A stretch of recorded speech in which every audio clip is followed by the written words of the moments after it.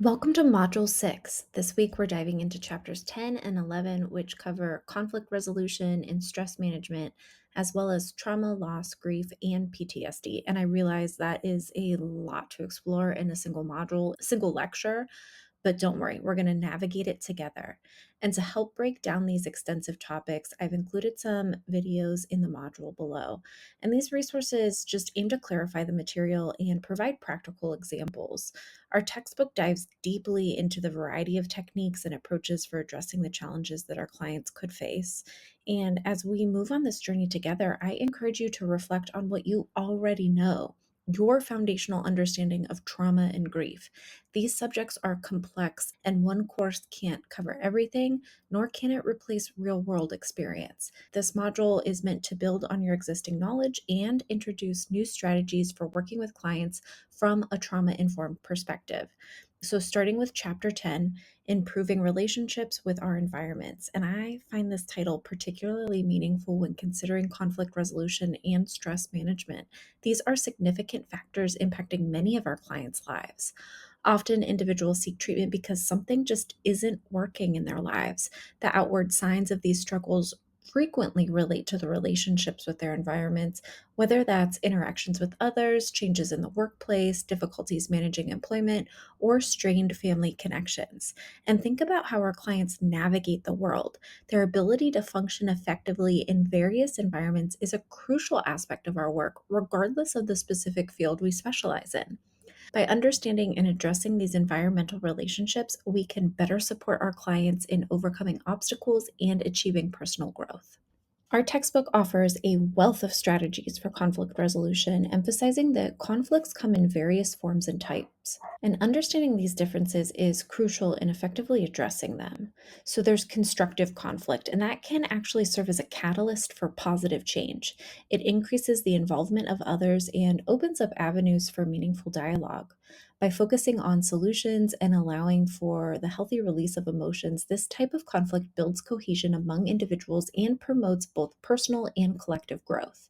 It's important to acknowledge that conflict is an unavoidable part of life. Due to our individuality and diverse perspectives, we're bound to experience clashes with others or aspects of our environment. Rather than viewing conflict as something to avoid, we can see it as an opportunity to engage more deeply and work toward a mutual understanding. In contrast, there's destructive conflict, and that's marked by a lack of decision making and ineffective coping strategies. Productive energy gets diverted into less productive or even harmful distractions. This can severely impact morale, divide people, and encourage irresponsible behavior. When we attempt to avoid conflict altogether, we may inadvertently contribute to these destructive patterns. Suppressing issues doesn't eliminate them. Instead, it allows them to fester and potentially snowball into larger problems that make life feel unmanageable. This escalation is often what brings clients to seek our assistance. By recognizing and addressing conflict proactively, we can help our clients develop healthier ways to navigate their relationships and environments, guiding them to understand the nature of conflict and equipping them with the tools to transform these challenges into opportunities for growth. Conflict is inevitable, but combat is optional. And that's a quote by Max Lucado. This reminds me that while disagreements are a natural part of human relationships, the way that we handle them is a matter of choice. We can either engage in unproductive combat or opt for constructive negotiation to resolve our differences. So, we might want to start with understanding the conflict styles. I put a little chart here, and that's the Thomas Kilmann conflict mode instrument. To effectively navigate conflicts, it's helpful to understand the different ways that people respond to them. This instrument identifies primary conflict handling styles based on two dimensions: assertiveness, the extent to which one tries to satisfy their own concerns, and cooperativeness, the extent to which one tries to satisfy others' concerns. The first one is competing, assertive and uncooperative, pursuing one's own concerns at the expense of others. This style can be beneficial in situations requiring quick, decisive action, such as during emergencies or when enforcing unpopular rules. Then there's accommodating, which is unassertive and cooperative, neglecting one's own concerns to satisfy others. This approach is useful when the relationship is more important than the issue, like letting a colleague choose the restaurant for a team lunch to promote harmony. You don't really care either way. You could have Chinese, Italian, doesn't matter. They care, let them choose. Avoiding would be unassertive and uncooperative, sidestepping the conflict without addressing it. This might be appropriate when the issue is trivial or when there's no chance of satisfying your concerns. For instance, avoiding a minor dispute with a stranger. Just ignore them, just walk away. You're not going to get your way anyway. Nobody's going to win. The fourth one would be collaborating. So that's assertive and cooperative. So working together to find a win win solution that satisfies both parties, or if we're watching The Office, it might be a win win win because we win too.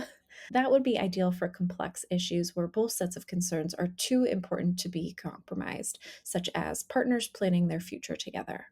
And then the last one is compromising. So it's moderately assertive and cooperative. So that's where we find a mutually acceptable solution that partially satisfies both parties.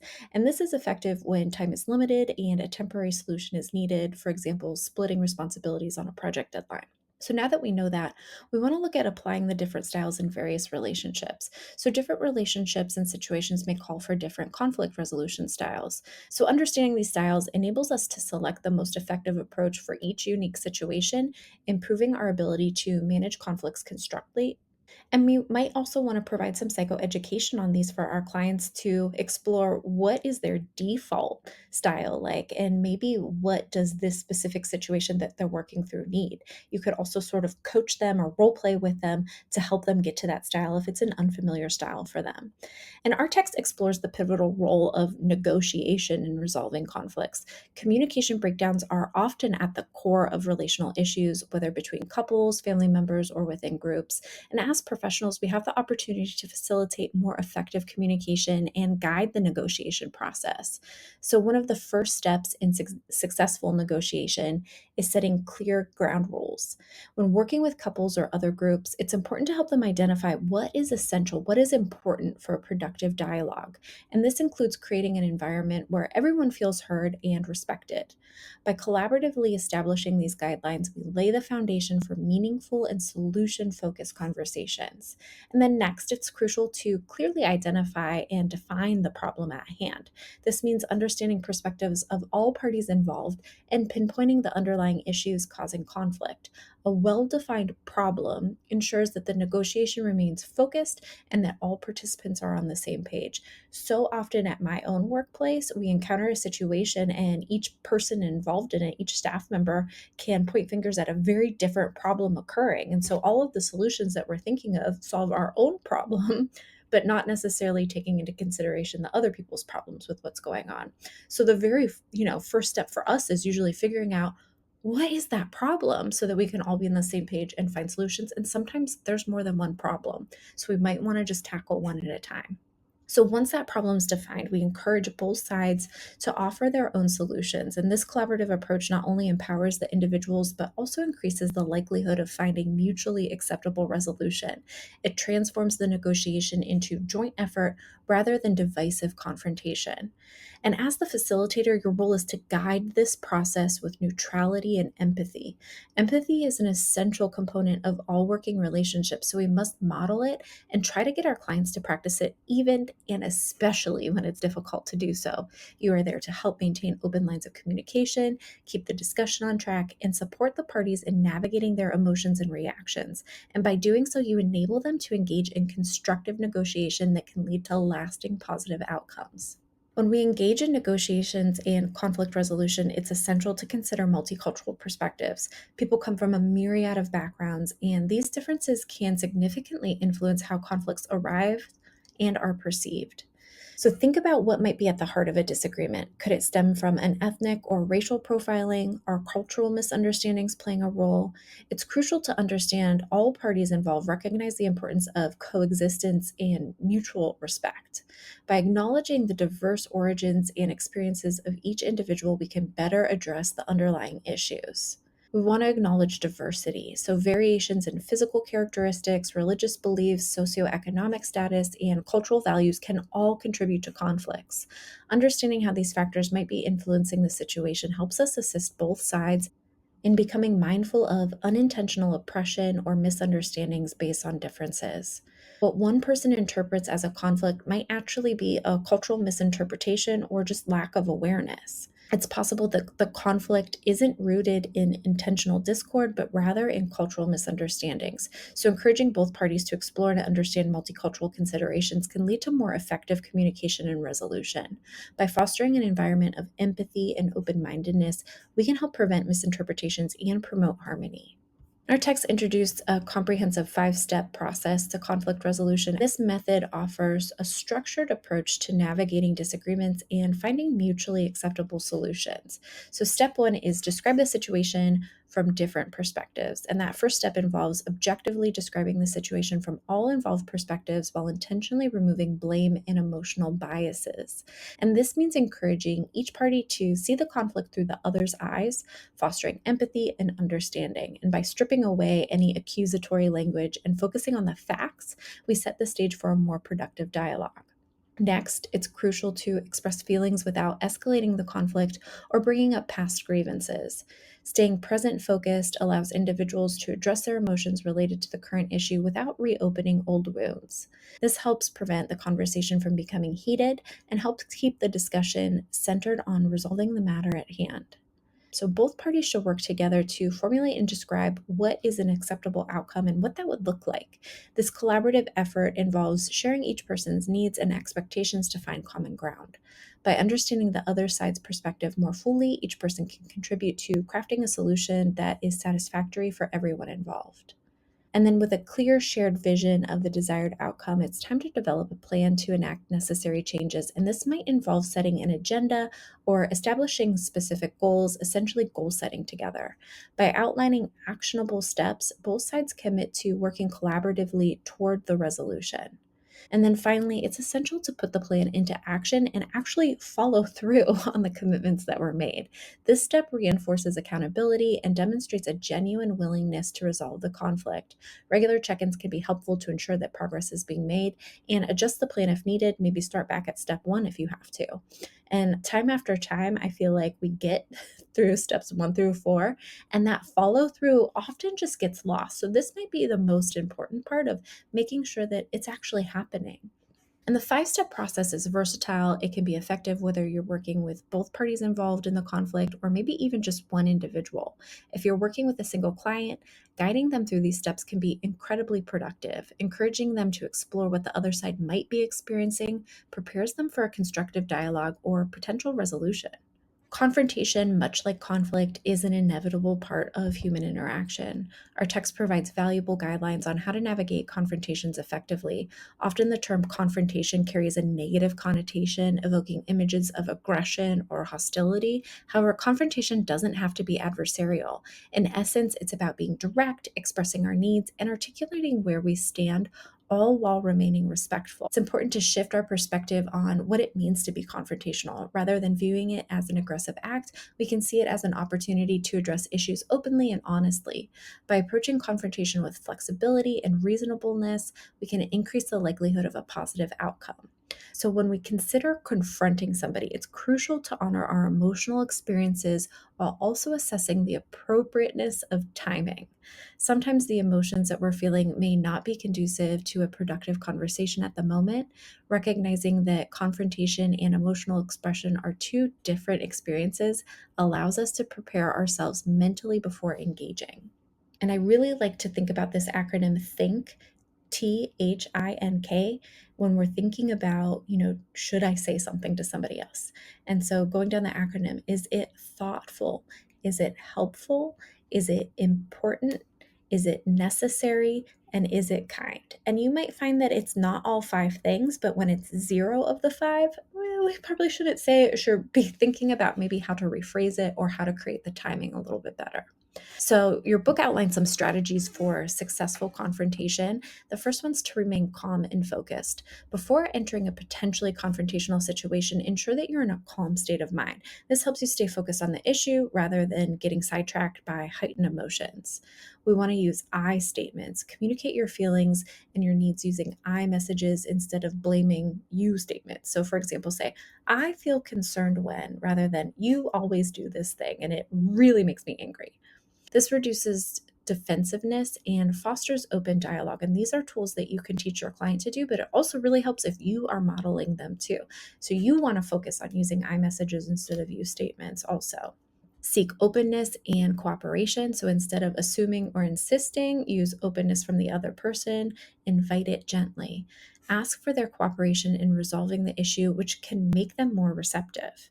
Be clear and concise, get to the point by summarizing the main issues and proposed changes. Clarity prevents misunderstandings and keeps the conversation productive. You also want to allow space for the other person, so encourage the other person to share their perspective.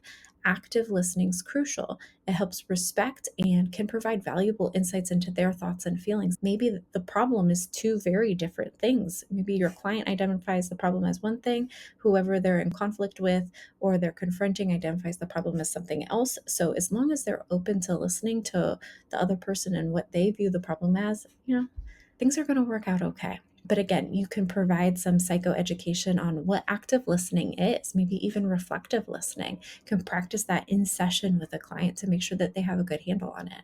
So our text goes over a number of different conflict resolution techniques that you can kind of take a look at. I gave a little cheat sheet in here for you to look over. Although your role plays are done, there's a case conceptualization for this week that you might want to use some of these techniques for. So maybe try it out. Let me know what you're thinking about some of them. Our text introduced the rethink technique as this exercise for addressing conflict, especially in interpersonal relationships. This method encourages us to dive deeper than the surface level disagreements, getting to the heart of emotional incongruences that may be fueling unnecessary external conflicts. So, at its core, rethink is about pausing and reflecting on our automatic thoughts and reactions, and it involves identifying internal triggers, so recognizing the emotions and beliefs that may be causing disproportionate responses to certain situations, challenging assumptions, questioning the validity of our initial interpretations, and considering alternative perspectives, reframing our thoughts, so adjusting our mindset to view the situation in a more balanced and constructive way. And often conflicts are not just about the external issue at hand, but are amplified by internal emotional states. So, for example, feelings of insecurity, past traumas, unmet needs can distort our perceptions of events, leading to heightened reactions. By engaging in the rethink process, individuals can uncover these underlying emotional incongruences. The self awareness allows them to address the real issues affecting their interactions, reducing unnecessary conflicts with others. And I always think it's really important to consider this rethink technique when a client might be describing a situation where maybe they're in a fight with somebody that they're in a relationship with, and they're basically saying that the realities don't match, of like they're in two completely separate realities. So you might want to address, is there something underlying here? The insecurity, the trauma, unmet needs. There's a distorted perception of events, maybe on the client's end, maybe on the other person's end. Who are we really to say? But having them build self-awareness around, what is actually going on? What are the facts of the situation? What's coming up for me that's underneath the surface that might be impacting the way that I'm experiencing the event or even remembering the event? So, working through this rethink technique openly with your clients could be incredibly beneficial. So, we're going to enhance self awareness, and the clients are going to become more attuned to their emotional responses and their thought patterns. We're going to improve communication by understanding the client's triggers. They can express themselves more clearly, more calmly. We're going to help them resolve conflicts. So, addressing the root causes leads to more effective conflict resolution strategies. We're also promoting personal growth. So, the introspective practice fosters emotional intelligence and resilience. And another valuable method for addressing conflict and enhancing emotional regulation is the writing an anger history technique. And this exercise involves putting thoughts and experiences onto paper to explore one's relationship with anger over time. So we want them to reflect on their past episodes, recall significant moments when they felt intense anger. This could be incidents from childhood, adolescence, adulthoods, and describe those situations, write detailed accounts of what happened, who was involved, and the emotions that were experienced. Then analyze reactions, examine how they responded both internally and externally in each situation, identify triggers, look for common themes or triggers that appear across different episodes. Maybe we're looking for patterns too, and consider the consequence. reflect on the outcomes of their anger and how it impacted themselves and others. And so you can do this through writing. You can also do it through art making too. Have them draw a picture of these episodes. Maybe we have an anger timeline. So across the span of their time, we draw a line and talk about anger episodes that they can remember throughout the span of their life. And that's a really great way to identify patterns too. Setting boundaries is a key strategy for protecting our personal needs and reducing future conflicts. And while conflict is an inevitable part of life, I'm probably just going to say that 15,000 more times. Healthy boundaries help minimize unnecessary friction and create clearer, more respectful interactions. This can involve simple practices like saying no or I'll think about it when needed, maintaining your independence and autonomy, and remembering that you have the right to ignore advice that doesn't feel right to you. It also means recognizing when you need emotional support and feeling comfortable enough to ask for it. And enmeshed relationships are an important concept to understand and address in therapy. And while we often associate enmeshment with families and couples, it's crucial to recognize that this dynamic can occur in various types of relationships, including friendships, workplace connections, and other social interactions. An enmeshment relationship is characterized by blurred or non existent boundaries where individuals become overly involved in each other's emotional lives and identities. This can lead to a loss of personal autonomy and hinder emotional growth. It's essential to be vigilant about these dynamics as they can contribute to significant conflicts and distress. Establishing and maintaining healthy boundaries is a key step in removing oneself from enmeshed relationships. Boundaries help define personal limits and promote mutual respect. They enable individuals to maintain their sense of self while engaging in relationships that are supportive rather than restrictive. Working on these issues in therapy can be highly beneficial for clients experiencing conflict with their environment. And as therapists, we can assist by helping clients recognize signs of enmeshment in their relationships, teaching strategies to establish and maintain healthy boundaries, encouraging them to explore their own needs and desires separate from others, and guiding them through challenges that may arise when changing established relationship dynamics. And another critical area to consider is how environments can become toxic through bullying. Bullying can manifest in various settings, workplaces, schools, social groups, and can have a profound effect on an individual's mental and emotional well being. Addressing this issue is crucial when working with clients who experience frequent conflicts with their environments. One valuable approach is to help clients develop strategies to handle bullying effectively. This often involves enhancing their assertiveness skills, setting clear boundaries, and building self confidence. By empowering clients in this way, we enable them to navigate challenging situations more successfully and reduce the negative impact of toxic behaviors of others. Self talk significantly affects how clients navigate conflict. The internal dialogue they can maintain can either calm or escalate a situation, directly influencing their reactions. Negative self talk often amplifies stress and reinforces unhelpful patterns, while positive self talk promotes clarity, patience, and constructive engagement. Encouraging clients to identify and replace negative self talk with more balanced and supportive language can help them approach conflicts with a clearer, calmer mindset. For example, shifting from I can't handle this to I have the skills to manage this situation can create a more empowering narrative that supports healthier conflict resolution. Stress management is a key focus of this chapter, distinct from anxiety. So, here we're not discussing clients with anxiety disorders, but rather those struggling to manage the everyday stressors of their lives, whatever forms those might take. Stress can manifest in many ways depending on how each individual experiences and defines it. And our goal is to help clients develop effective strategies to cope with the typical stressors that they face. This might include techniques such as mindfulness, relaxation exercises, time management skills, or lifestyle changes that promote overall well being. By understanding the unique ways stress affects each person, we can tailor our approach to meet the specific needs and support them in finding balance and resilience in their daily lives. So, when we consider what stress is, it's important to remember that stress each client differently. There isn't a single definition or cause of stress. Instead, we focus on understanding the individual's responses to stress.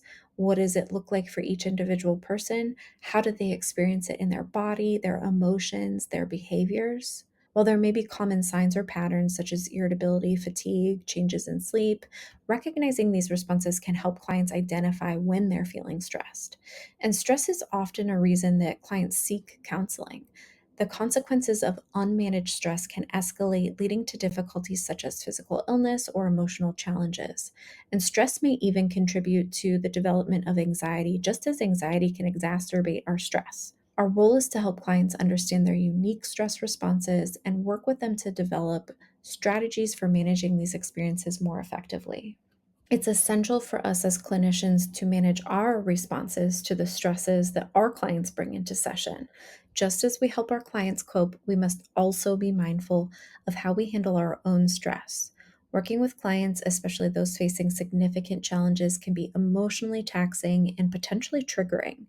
Maintaining awareness of our own stress levels and regularly checking in with ourselves is crucial. And this might include seeking supervision, engaging in self care practices. What might those be for you? You might want to develop strategies to stay grounded in session. I really like the one of you're going through your five senses. So, five things that you can see, four things that you can hear, three things you can smell, two things you can taste, one thing you can feel. That might be like kind of challenging if you're not tasting things. But you can go through that list in your mind without saying it all out loud to help ground yourself. Some other grounding skills that I really like when I'm in a session that's especially challenging for me is just sort of in my head naming three things above eye level, three things at eye level, three things below eye level. And it just zaps me right back into the room with the client if I sort of feel myself a little floaty or my brain is wandering outside of the session. So, managing our own stress effectively ensures that we remain present and fully available to support our clients through their difficulties. And managing stress in our professional environment is essential for maintaining our well being and effectiveness as clinicians.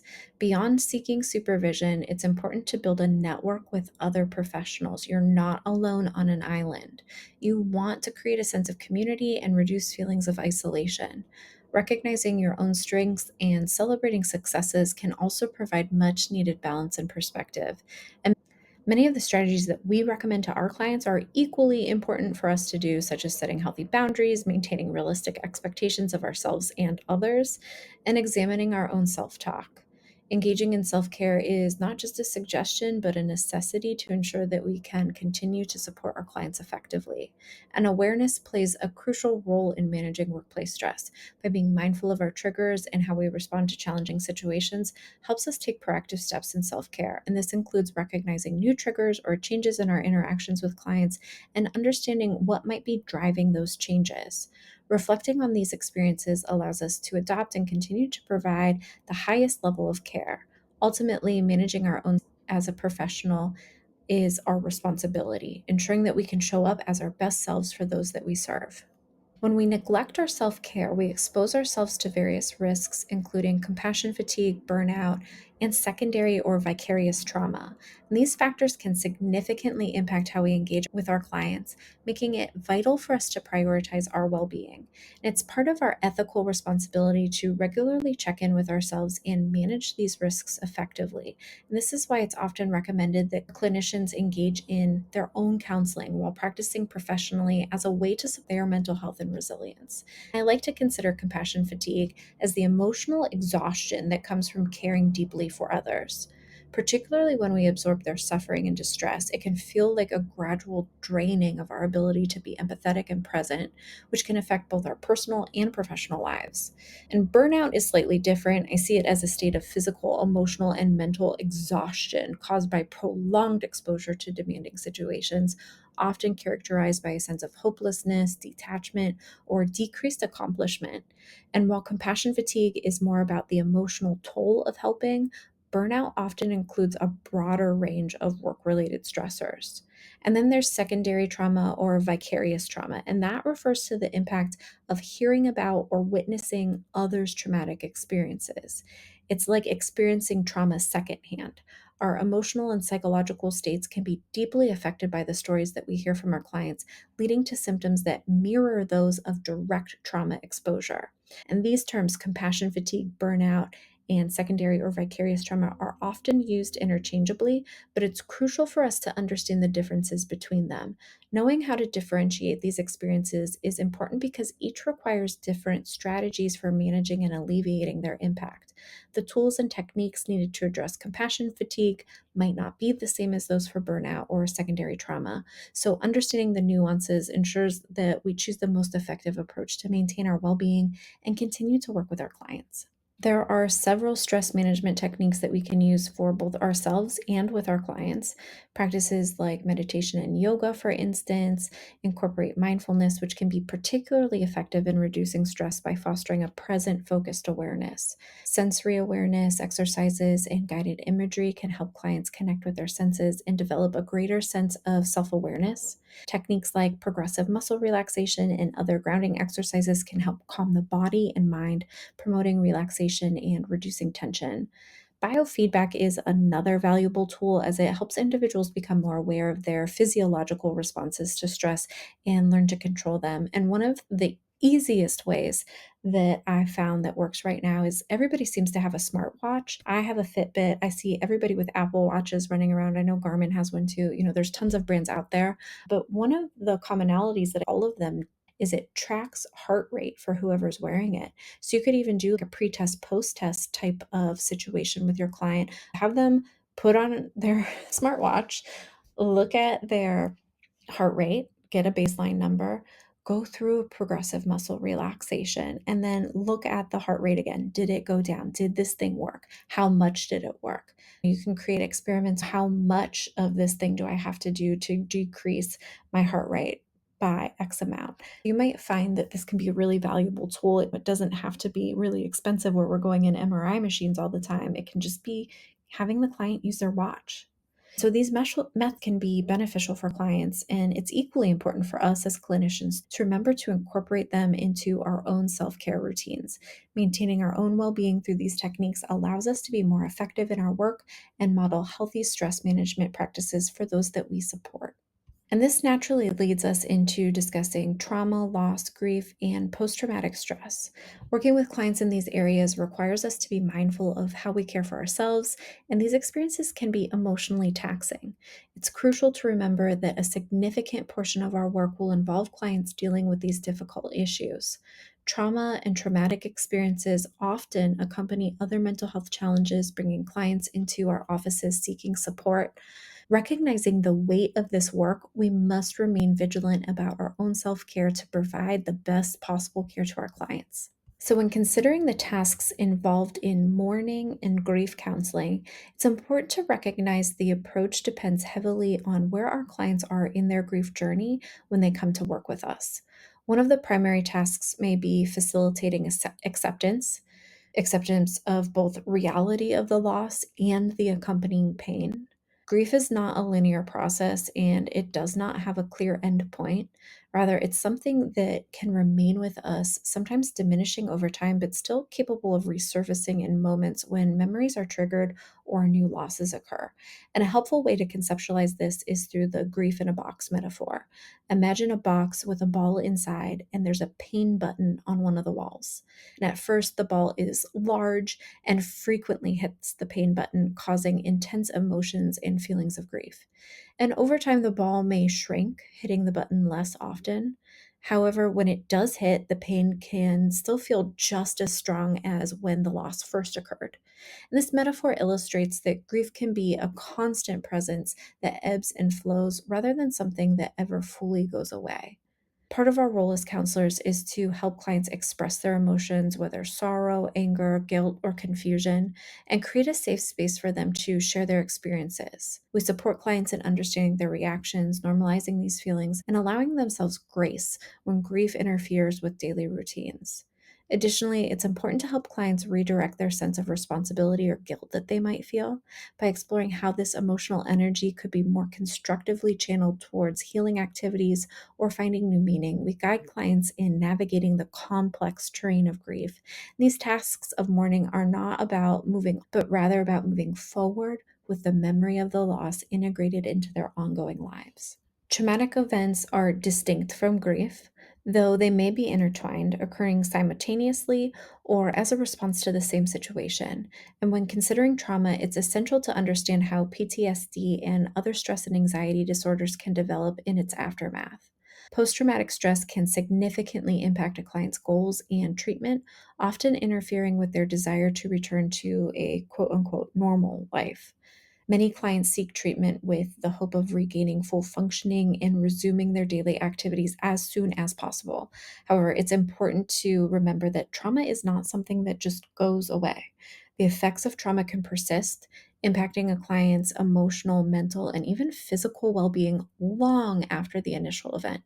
Our role is to provide supportive treatment that acknowledges these complexities, helping clients build resilience and find a new sense of stability while respecting the enduring nature of their experiences. Grinspoon offers several valuable suggestions for treating PTSD, all centered around providing supportive and therapeutic environment for clients. First and foremost, it's essential to provide a safe environment where clients feel secure enough to confront their traumatic experiences. And this involves helping clients emotionally and intellectually link the traumatic events to their symptoms, allowing for a deeper understanding and healing. Restoring the client's identity and sense of self is another crucial aspect of treatment. As clinicians, we must remain calm while listening to client stories, even when they are distressing, and anticipate our own emotional responses such as dread, disgust, guilt, so that we can manage these feelings effectively.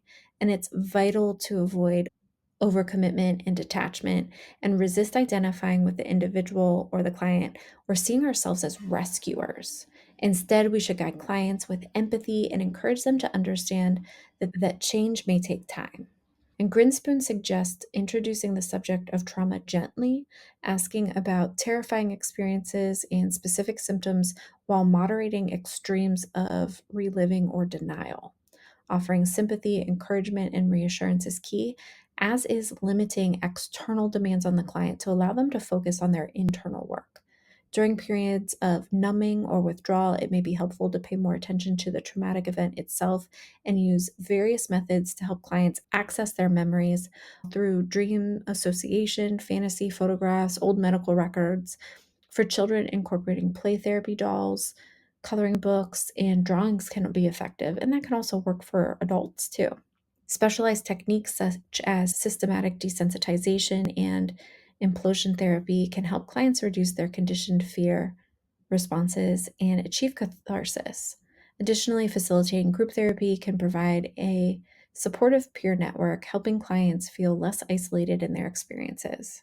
In addition to these strategies, it's also valuable to introduce the concept of post traumatic growth. And post traumatic growth refers to the positive psychological changes that can occur as a result of struggling with highly challenging life circumstances. And while it's not guaranteed or required outcome, some clients might find that through the process of working through their trauma, they develop a deeper appreciation for life, improved relationships, or a stronger sense of personal strength. However, it is important and crucial to approach post traumatic growth with caution, ensuring that clients do not feel pressured to find meaning or growth from their trauma. Recognizing both the potential for growth and the validity of ongoing struggle helps clients navigate their path to recovery with authenticity and self compassion. And there are several symptoms that may indicate PTSD, and they often manifest in both physical and emotional forms. Physically, clients might experience hypervigilance, an exaggerated startle response, or noticeable changes in sleep patterns such as insomnia or nightmares. And cognitive symptoms can include difficulty concentrating or memory changes, as well as irritability and mood swings. Emotionally, PTSD can present through intrusive recollections or memories of the traumatic event resurface unexpectedly, causing distress and triggering a sense of reliving the experience. Clients may also display a diminished interest in activities they once enjoyed, avoid thoughts or reminders related to the trauma, and distance themselves from people or situations that trigger these memories. Additionally, there may be a restricted range of emotions where the client feels numb or disconnected. These symptoms often reflect unhealthy coping mechanisms or an inability to process and integrate the trauma effectively. So, there are many therapeutic approaches to treating PTSD, with cognitive behavioral therapy being one of the most common. And while CBT is a valuable resource for helping clients change how they think about and respond to traumatic events, it has limitations in fully addressing the complexity of trauma. And trauma responses are often deeply rooted in the nervous system, creating automatic, implicit reactions that persist even after cognitive restructuring. That's why an integrative approach, which draws on elements from multiple therapeutic modalities, is essential to address the multifaceted nature of trauma. When discussing trauma, it's crucial to understand the profound impact that it has on the brain and central nervous system. Trauma can trigger changes in the brain structure and function, particularly in areas like the amygdala, which is responsible for processing emotions and fear responses, and the hippocampus, which is involved in memory formation. These changes can make it challenging for clients to distinguish between real and perceived threats, keeping them in a state of hyperarousal or hypervigilance. And the autonomic nervous system, comprising the sympathetic and parasympathetic branches, plays a crucial role in trauma response, often leading to a chronic state of fight, flight, or freeze. And recently, we've also been recognizing the fawn response as another common reaction to stress, particularly in those who have experienced relational or developmental trauma. And that fawn response involves people instinctively trying to appease or please others to avoid conflict and maintain safety. And this might manifest as being overly affectionate, compliant, or agreeable, often at the expense of their own needs and boundaries. So think back to that conflict resolution model and consider high agreeableness, low aggressiveness. You may see this as a response frequently in children who have learned to use affection or pleasing behaviors as a way to cope with perceived threats or maintain attachment to caregivers. And many adults also exhibit fawning behaviors, often without realizing that it stems from past trauma. Recognizing the fawn response is crucial in therapy, and it also helps us understand how clients might sacrifice their autonomy or comfort to avoid perceived danger or rejection. An important concept to introduce here is polyvagal theory, developed by Dr. Stephen Porges. And polyvagal theory helps us understand how the vagus nerve, a key component of the parasympathetic nervous system, regulates our physiological state and consequently our emotional and social behavior. According to this theory, the vagus nerve plays a critical role in how we respond to stress and trauma. When we feel safe, the ventral vagal state promotes social engagement, calmness, and connection.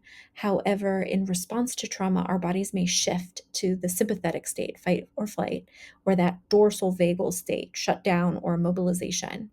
And understanding these physiological states is crucial in treating PTSD and helps us identify when clients are stuck in defensive modes and how to guide them back to a state of safety and regulation.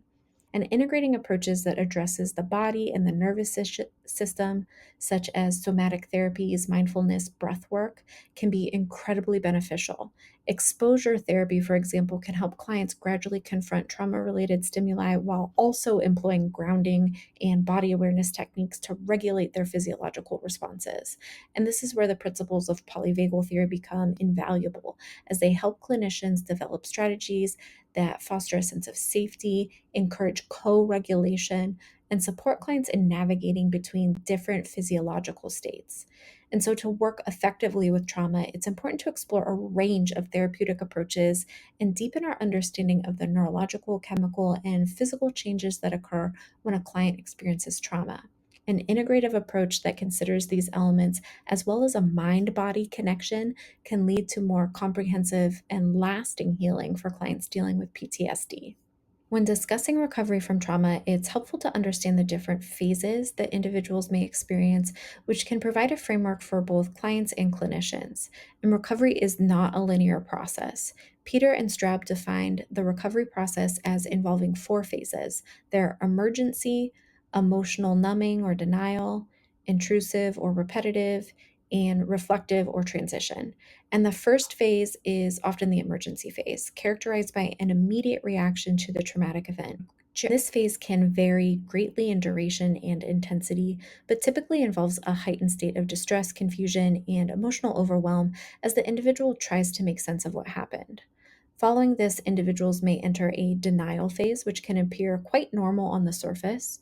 During this phase, the trauma has not been fully processed or addressed, and clients might try to avoid thinking about the event altogether. However, because the trauma remains unresolved, this phase is often marked by the emergence of intrusive and repetitive memories or thoughts, where the trauma resurfaces unexpectedly, triggering distress and anxiety. And the final phase is that reflective transition phase where clients begin to engage more in actively healing their process. During this time, they become better at recognizing their triggers, understanding their trauma responses, and developing healthier coping strategies.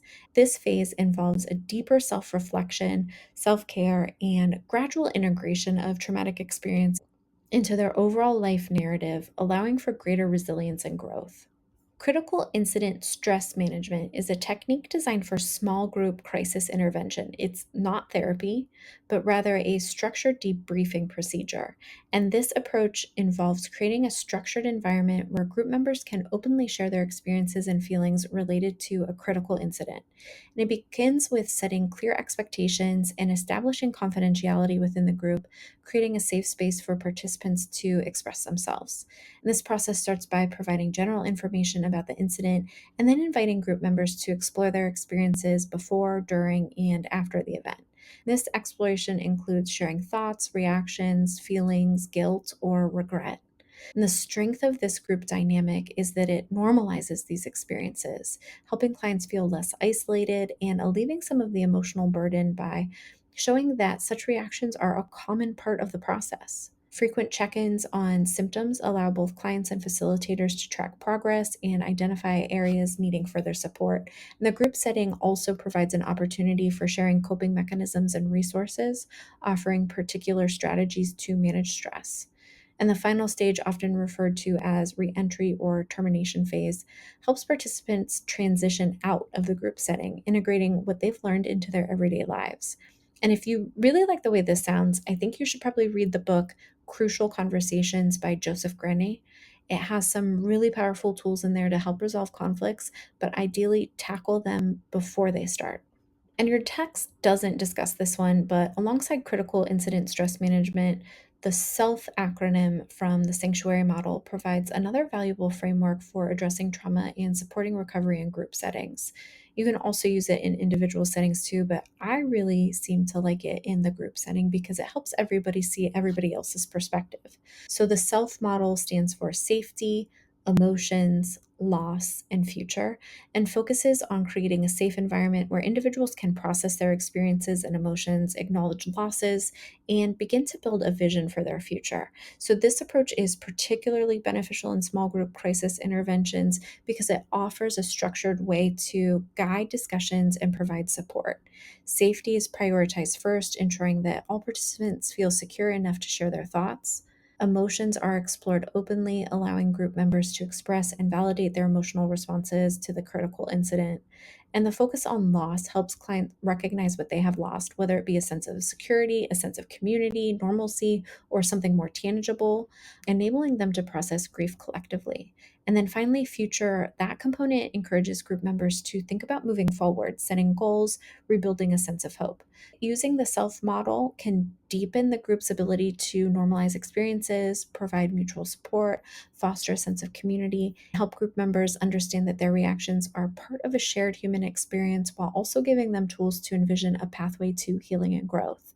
This combination can be particularly effective in reducing feelings of isolation, promoting resilience, and facilitating recovery. Adaptive family debriefing is a strategy used to support families, particularly when working with children or adolescents who have experienced trauma, or when guiding parents through supporting a family member affected by trauma. And this approach focuses on helping families navigate the complex dynamics that arise when trauma impacts one or more family members. The goal of adaptive family debriefing is to create a space where all family members can openly express their thoughts, emotions, and concerns about the trauma. It involves guiding parents or caregivers to understand the trauma's impact, not only on the child or the adolescent, but also on the family as a whole. This strategy helps to build shared understanding of how trauma can affect behaviors, emotions, and family interactions. By facilitating open communication, this debriefing method aims to reduce feelings of isolation or misunderstanding within the family unit.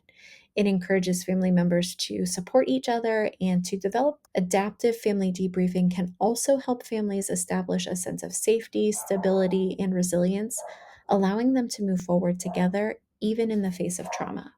When working with clients through grief and loss, it's essential to have a range of techniques available as no single approach will be effective for every individual. Instead, think of these methods as a toolkit that you and your client can explore together to find what works to fit their unique needs and experiences. Some in depth techniques might include narrative therapy, where clients are encouraged to tell the story of their loss, helping them make sense of their experiences and find meaning. Expressive arts therapy, such as drawing, writing, or music, can provide an outlet for emotions that may be difficult to articulate in words. Mindfulness practices can help clients stay grounded in the present moment, reducing anxiety and rumination associated with grief.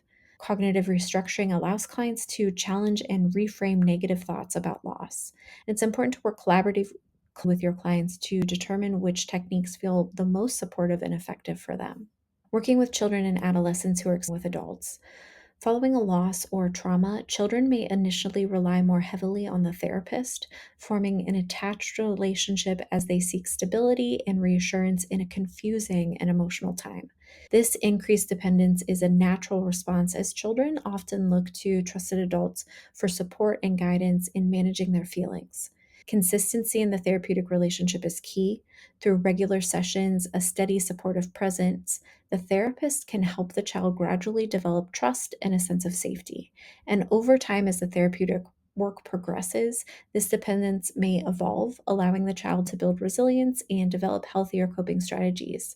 It's important to maintain a consistent approach as this reliability fosters a secure environment where children can process their grief and grow through their healing journey.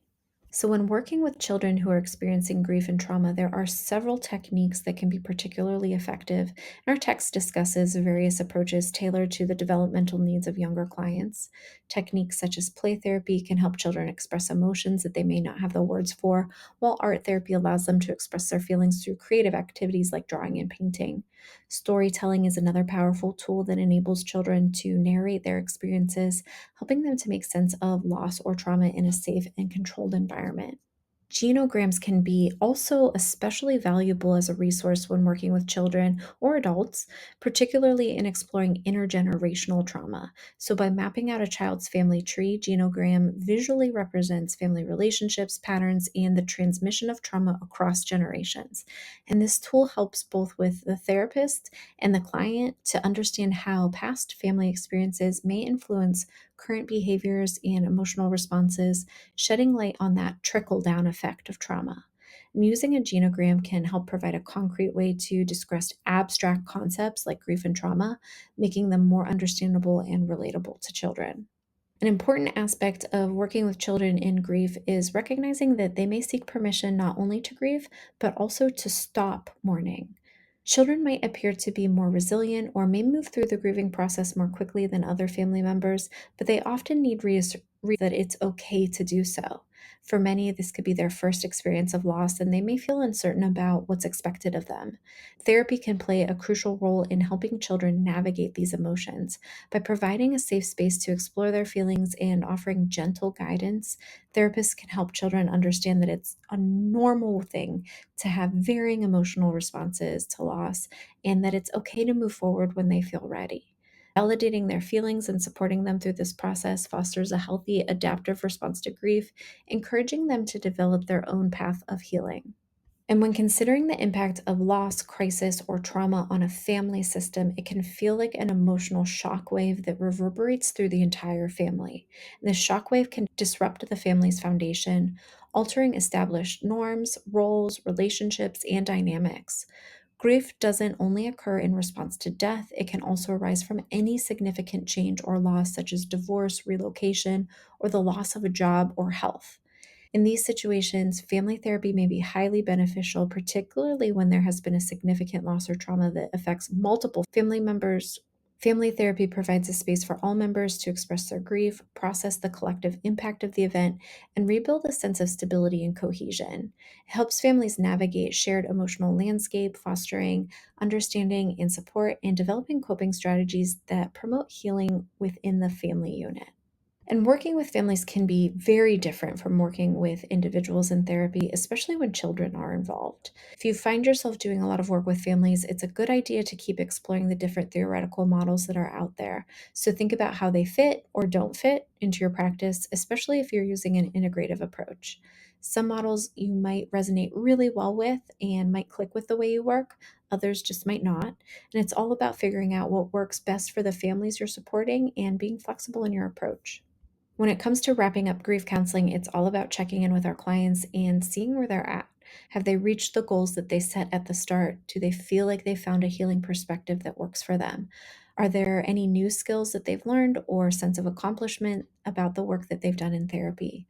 Are sessions becoming more routine and do they seem more empowered and in control of their daily lives? These are all great questions to ask and think about as you get closer to ending therapy.